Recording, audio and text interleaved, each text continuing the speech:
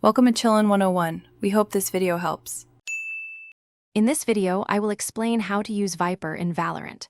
Toggle your poison cloud before pushing a site to shape enemy movement and force mistakes. Place toxic screen to split angles and cut rotating sight lines for enemies. Hold snake bite for post-plant denial and to slow diffuses.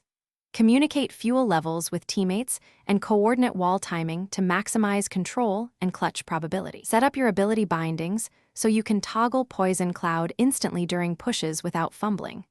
Learn a handful of toxic screen lineup positions for each site to cut crossfires and block rotations.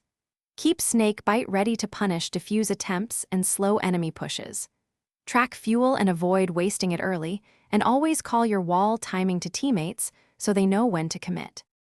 Start rounds by using toxic screen to obscure choke points and gain map control with minimal risk.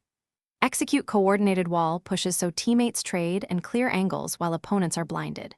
For fakes, leave one cloud active and rotate silently to draw rotations away. In post-plant scenarios, layer snake bite onto the spike and hug smoke edges to delay diffuse and force risky enemy plays. Thanks for watching. Consider subscribing if we helped you.